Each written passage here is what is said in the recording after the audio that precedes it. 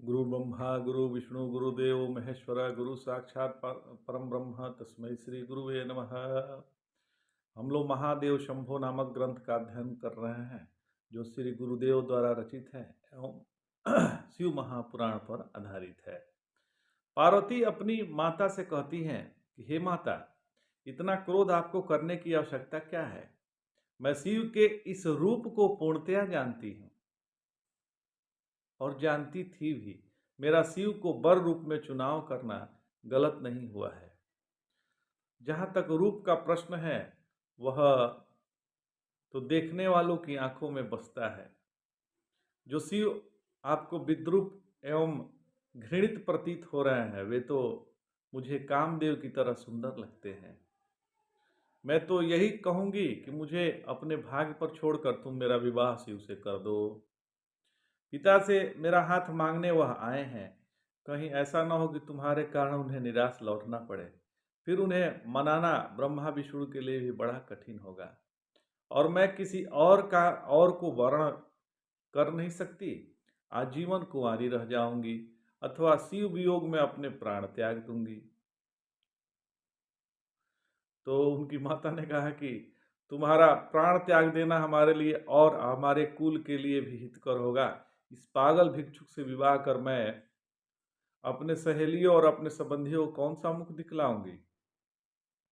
अभी तो मात्र वह तुम्हारा हाथ मांगने आया है। अगर विवाह मंडप में वह इसी तरह उपस्थित हो जाएगा तो मैं किस कोने में अपना मुंह दिखाऊंगी या किस किस से अपना मुंह छिपाऊंगी?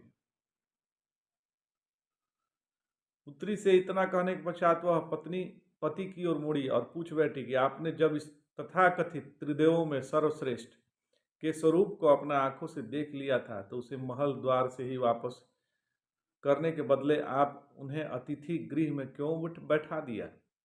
मैं तो उसे देखते ही पलायन कर गई थी और मेरा होश गायब हो गए थे। आप अपनी पुत्री के शुभ चिंतक हैं अथवा उसके शत्रु? आप उसे उस मार्ग के भिखारी के गले में बांधने क्यों जा रहे हैं? मुझे शिव के संबंध में नहीं पता था तो क्या आपको भी नहीं था? किस बात के लिए आप हिमालय प्रदेश के राजा बने फिरते हैं? तो हिमवान ने कहा कि आप व्यर्थ में ही शंकाग्रस्त हो रही हैं। आप जैसा समझती हैं शिव वैसे नहीं है। इतना कहकर हिमवान ने पार्वती को कुछ इंगित किया। पार्वती वहां से निकलकर शिव के पास पहुंच गई है। हिमवान ने अपनी पत्नी को बातों में उलझाए रखा। पार्वती ने कृत्रिम क्रोध दिखाते हुए कहा कि आपको तो मुस्कुराहट छूट रही है और मेरी स्थिति दयनीय हो गई है। तो शिव जी ने कहा कि ऐसी क्या बात हो गई देवी? तो उन्होंने कहा कि सब कुछ किया धरा तो आप ही का है। आप मुझसे पूछ रहे थे ना कि क्या हुआ? तो शिव जी ने कहा कि आखिर मैं अपना अपराध भी तो जानूं। शिव ने मुस्कुराते हुए कहा, अपराध का आपको अच्छी तरह पता है। मुझसे पूछने की क्या आवश्यकता नहीं। मतलब पार्वती ने कहा कि आपको तो अपराध का स्वयं ही भली भांति ज्ञान है और मुझसे पूछने की क्यों आवश्यकता पड़ रही है? अंततः आप अपने दिए हुए वचन को तोड़ने पर क्यों उतारू हैं? अगर ऐसा ही करना था तो मुझे वरदान ही नहीं देते। पार्वती स्पष्ट सी बोली। तो शिव जी ने कहा कि आप तो मुझ पर व्यर्थ आरोप लगा रही हैं देवी। मैं कब चाहता हूं कि मेरा वरदान व्यर्थ जाए? तो पार्वती जी ने कहा तो आप मुझसे विवाह करने को पूर्णतया प्रस्तुत हैं? तो शिव जी ने कहा कि शिव के वरदान पर आज तक संशय तो किसी ने नहीं किया है। तो पार्वती जी ने कहा तो फिर आपने मेरी माता को ऐसा स्वरूप क्यों दिखा दिया कि वह बार बार मूर्छित हो रही हैं? किसी भी स्थिति में आपके साथ मेरा विवाह को स्वीकृति देने के पक्ष में नहीं है। तो उन्होंने कहा कि आपकी माता ऐसी कर रही हैं? तो पार्वती ने कहा कि हाँ, तो मैंने तो उन्हें देखा भी नहीं है। तो पार्वती जी ने कहा क्या स्वागत स्वागत में गए मेरे पिता के पीछे खड़ी मेरी जननी को आपने नहीं देखा था? तो शिव जी ने कहा कि अगर वे आपके पिता के पीछे छिपी थी तो उन्होंने मुझे जो देखा हो मैंने उन्हें कैसे देख लिया? पार्वती जी ने कहा कि क्या आप उसी स्वरूप में थे जिस स्वरूप में मुझे दिखाई पड़े थे? तो शिव जी ने कहा कि और क्या, नितांत उसी स्वरूप में हूँ। तो फिर मेरी माता को आपको देखकर इस तरह क्रोधीभूत क्यों हुई? कि या मुझे या अपने को समाप्त करने को तैयार हैं। तो शिव मुस्कुराए, कहे कि इसमें दोष आप ही का है। तो पार्वती जी ने कहा, बार बार मुस्कुरा क्यों रहे हैं, आप नहीं जानते कि मुझ पर क्या बीत रही है। तो शिव जी ने कहा कि आप पर क्या बीत रही है तो आप जाने। मैंने कहा दोष आप ही का है, मुस्कुरा इसलिए रहा हूँ कि होगा वही जो आप चाहती हैं, क्योंकि मैंने पहले ही कहा था कि शिव वरदान व्यर्थ नहीं जाता।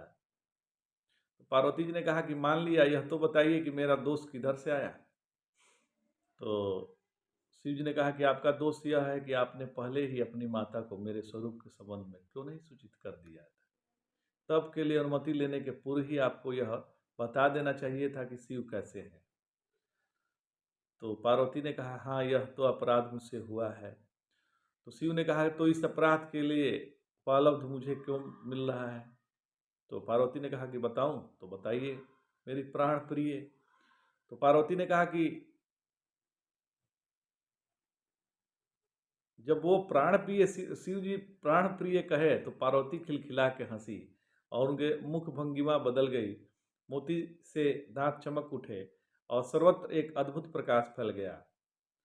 तो शिव जी ने कहा, अब तो बड़ी हंसी आ रही है, अभी अभी रोनी सूरत बना रखी थी। तो पार्वती ने कहा कि हंसी आपके संबोधन पर आ रही है। तो शिव मुस्कुराए, किस संबोधन पर। तो प्राण प्रिय पर। तो इस पर हंसने की आवश्यकता क्या है, अभी तो आप तो प्राण प्रिय ही हैं। तो पार्वती बिस्मित सी बोली कि क्या। तो घबराइए नहीं, मैं कुछ और नहीं कह रहा था, मेरा कहना तो केवल इतना ही था कि मेरा केवल इतना ही कहना था कि केवल जब मैंने आपको प्राण प्रिय कहा तो आपको मुझे प्राणनाथ कहकर संबोधित करना चाहिए था। तो पार्वती जी ने कहा कि अच्छी बात है, आप पहले यह तो सुनिश्चित कीजिए कि आप मेरे प्राणनाथ बन रहे हैं, और यह सब मेरे प्राणनाथ बन रहे हैं, मतलब आप प्राणनाथ बन रहे हैं, और यह सब मैं स्वयं संभव नहीं होने दूंगी जब तक आप जिस उद्देश्य से यहाँ पधारे हैं वह पूर्ण नहीं होता। तो शिव जी ने कहा कि अर्थात आपके पिता से आपका हाथ मांगने की बात। तो उन्होंने कहा कि अवश्य। तो मैं इस संबंध में क्या कर सकता हूँ जब आपकी माता ही इसमें बाधा बन रही हैं। तो शिव जी ने कहा, पार्वती जी ने कहा कि आप नहीं कर सकते जिसकी आवश्यकता है। तो उन्होंने कहा क्या। तो आप इच्छा रूपधारी हैं ना। योगी राज होने के कारण पार्वती जी ने मुस्कुराते हुए पूछा। उन्हें विश्वास हो गया था कि शिव भी विवाह को लेकर चिंतित हैं और इस समय वह उनसे जो चाहें करा सकती हैं। तो शिव जी ने कहा कि आपका कथन सही है। तो पार्वती ने कहा कि तो एक कार्य कीजिए। तो क्या। तो अपने इस स्वरूप को बदलिए। तो यह आप क्या कह रही हैं। शिव अचकचा कर विस्मित होकर बोले, वही जो।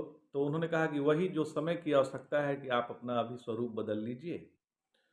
तो शिव जी ने कहा कि तो मैं इस रूप को बदल कर किस रूप में जाऊं, क्या मैं देव से नर बन जाऊं और पुनः नर से बानर हो जाऊं। तो पार्वती जी ने कहा कि यह समय विनोद का नहीं है। तो फिर आप ही बताइए कि आप मुझे किस रूप में देखना चाहती हैं। तो पार्वती जी ने कहा कि मैं तो आपको इस रूप में देखना चाहती हूँ, पर प्रश्न यहाँ मेरे देखने का नहीं है। तो शिव जी ने कहा कि आपकी माता जी आपकी अर्थात मेरी सासू माँ के देखने का है, तब तो कुछ सुंदर सा स्वरूप बनाना पड़ेगा। कोई माता अपने पुत्र को कुरूप नहीं देखना चाहती। तो पार्वती जी ने कहा कि आप कुरूप तो नहीं हैं, किंतु मेरी माता के लिए किंचित सुंदर सा स्वरूप बना लीजिए जो सारी समस्याओं का समाधान हो जाए। तो शिव जी ने कहा कि आपकी इच्छा है तो यही होगा, जाइए अपनी माता जी को भेजिए। तो पार्वती जी ने कहा कि कहीं आप फिर धोखा नहीं दीजिएगा ना। तो उन्होंने कहा कि शिव वचन है, मैं धोखा तो देता नहीं, न धोखा खाता हूँ न धोखा देता हूँ। तो पार्वती जी घबरा कर बोली, तो क्या आपने मुझसे धोखा खाया है क्या। तो शिव जी ने कहा कि मैं न धोखा खाता हूँ और न धोखा देता हूँ। यह तो आप क्यों सोचती हैं, मैं आपकी बात थोड़े कह रहा हूँ, आपकी बात नहीं कह रहा हूँ। तो आगे भी देख लीजिएगा किस तरह मैं धोखा खाने में पारंगत हूँ। मैं धोखा खा जरूर सकता हूँ लेकिन धोखा नहीं दे सकता। शिव एक मधुर मुस्कुराहट अपने चेहरे पे लाए। तो पार्वती जी ने कहा कि अच्छा, बातें बनाना छोड़िए, मैं चली अंतःपुर में, मेरे निश्चित प्रयास होगा कि मैं माता को लेकर आपके पास पहुंचूं। इस मध्य आप कुछ ऐसा स्वरूप बना लीजिए कि वह आपके बिना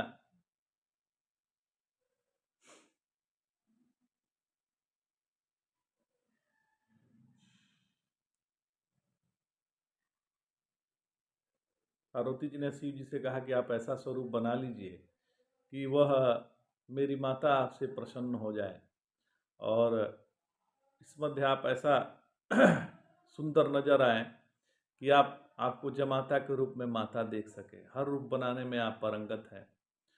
तो उसके बाद वहाँ से वो चली गई। वो अंदर पहुंची तो पिता अभी माता को समझाने का प्रयास कर रहे थे। पार्वती को प्रसन्न मुद्रा में लौटे देखकर वो समझ गए कि बात बन गई है। उन्होंने मैना मतलब पार्वती की माता से अंतिम रूप में कहा कि यदि आपको मेरे कथन पर विश्वास नहीं है तो स्वयं चल कर देख लीजिए, आपकी आंखों को कितना भ्रम हुआ है। पता नहीं आपने किसे देख लिया। अतिथिशाला में शिव को साक्षात देखकर निर्णय कीजिए कि पार्वती का हाथ उनके हाथ में देना है अथवा नहीं। यदि आप नहीं चलती तो मैं सदाशिव को वापस कर दूंगा, इसके पश्चात दोष मेरा नहीं होगा। तो मैना ने कहा कि अर्थात आपके कथनानुसार सदाशिव सर्वांग सुंदर हैं। तो उन्होंने कहा कि हाँ, निश्चित ही। यदि मुझे धोखा हुआ तो फिर आप ही जानिएगा। तो उन्होंने कहा कि आपने उस समय छिप कर देखने का प्रयास किया था, इसलिए आपके साथ धोखा भी हो सकता है। अभी आप अतिथिशाला में उन्हें प्रत्यक्षतः देखने चल रही हैं, अतः इस बार आप शिव को उसी स्वरूप में देखिएगा जिसे आप चाहती हैं। तो पार्वती जो है माता मैना को प्रसन्नचित होकर लेके शिव जी की ओर जब बढ़ी, जहाँ शिव जी अतिथि गृह में ठहरे हुए थे। तो मैना हिमवान आगे थे, मैना पीछे थी, और मैना के बीच में लाडली बेटी पार्वती थी। तो अतिथिशाला जैसे प्रकाश से पूरित हो जाता था, थोड़ी देर के लिए तो वहाँ तीनों को कुछ दिखाई नहीं पड़ा। आंखें चौधी आ गई। कुछ देर पश्चात आसन पर एक चतुर्भुज कर्पूर के सदृश गौरवर्ण देव स्वरूप पुरुष बैठा हुआ था, जिसके सिर पर पूर्ण चंद्रमा सुशोभित था। उनके प्रकाश से पूरी अतिथिशाला प्रकाशित हो रही थी। उन्होंने इन तीनों को देखते हुए मंद मंद मुस्कुराहट से कहा कि आप तीनों का आप ही के घर में सदाशिव का स्वागत है। तो पार्वती एवं हिमवान के चेहरे पर तो मुस्कान खिल गई, किंतु मैना का सिर शर्म से झुक गया। हिमवान ने अपनी पत्नी से कहा कि सदाशिव के समुचित स्वागत की व्यवस्था भी होगी, कि हम यहीं खड़े रहेंगे। तो मैना ने कहा कि निश्चित ही होगी, मुझे इनके हित अंदर जाने दीजिए। इतना कहकर मैना जी सिर झुकाए अंतःपुर के लिए चल दी। थोड़ी देर पश्चात हिमवान भी पार्वती के साथ मैना के पास पहुंचे। वह कुछ बोलते इसके पूर्व ही मैना बोल पड़ी कि आप तत्काल शिव को वचन दे दीजिए कि आप पार्वती के हाथ उन्हें सौंप दें, तब तक मैं उनके समुचित स्वागत का प्रबंध कर रही हूँ। तो उन्होंने कहा कि जैसी आपकी इच्छा, कहकर हिमवान मुस्कुराते हुए अतिथिशाला की ओर बढ़ बढ़ चले। आज इतना ही। जय जय शंकर, हर हर शंकर।